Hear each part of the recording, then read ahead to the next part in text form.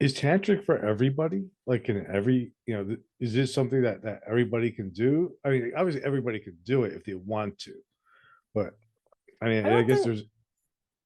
Go yeah, I ahead. don't think everybody's attracted to it. I mean, everybody's attracted to the idea of Tantra. It Uh-huh. sounds cool. It sounds like really good sex, but the practice of it, I think, is not for everybody. It's more going to actually probably be more attractive to people who are already meditators, because it's really taking a meditative approach to sex, which is being mindful in the present, breathing slowly, calming yourself down, all the kind of techniques that you learn in meditation, practicing any form of meditation would help you be a tantric lover also.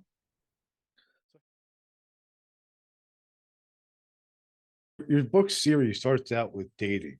I cannot imagine going on a date and bringing up tantric. It may not be the best idea because you're going to scare her or him away. Right. Um, so the way I came up with that was I had lived in this ashram, a Tantra ashram in India for a year.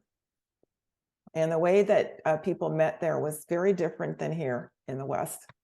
And I came back here and I had met men I was involved with there.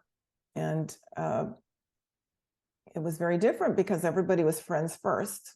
And then you would see after you were friends, if a sexual relationship seemed like a good idea. It was the opposite of here, because as we all know here, the friend zone is considered death. You don't want to be in the Yeah. friend zone, right? It's like, she put me in the friend zone. That's terrible. But in Tantra, we're like, why would you want to have sex with somebody you're not friends with? That sounds cold and like you'd have to perform for them or something. Why wouldn't you want it to be a friendly sort of encounter? So I had learned, I've been studying Tantra there and meeting people to be involved with in this sort of tantric way.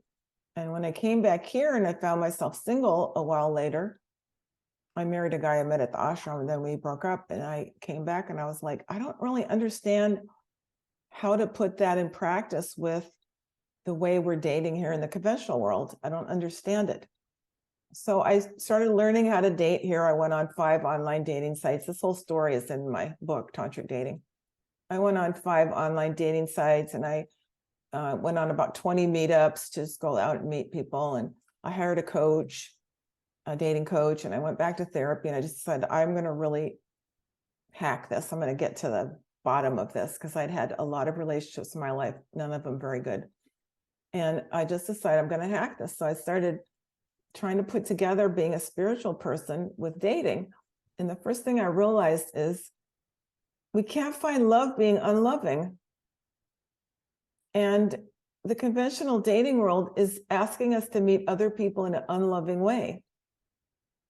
So the first thing you're supposed to do is throw them out if they're not good looking enough. In a very sort of, you mean nothing to me matter.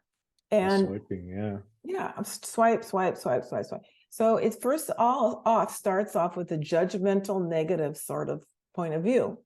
And then we learn to be very, very picky on age, financial status, all these things that everyone encourages us to be very picky about. And it's very unloving. It turns us into shoppers. We're shopping for a mate instead of learning how to cultivate ourselves as lovers. So I thought, I'm going to use the dating process. This is what I call tantric dating. I'm going to use the dating process to become a more loving person instead of a less loving person. Because what I found out is hanging out in that kind of dating environment was making me very judgmental of people, encouraging me to be more so, and encouraging me to throw people away for no reason, and so on.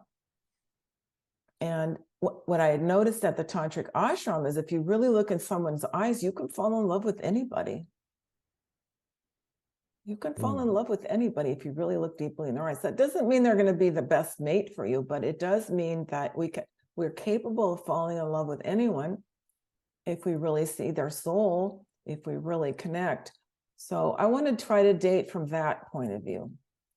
So I would set myself up. I called it tantric dating because tantric dating means everything is sacred. Everyone is sacred. And they didn't even have to know I was doing it. They never did.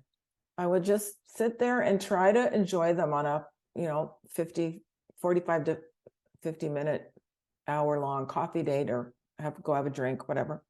And I would just try to notice how unloving I was being, and can I open to this person more and just find them a delightful person, instead of the conventional dating world, which is, let me see what's wrong with this person so I can get rid of them as fast as possible.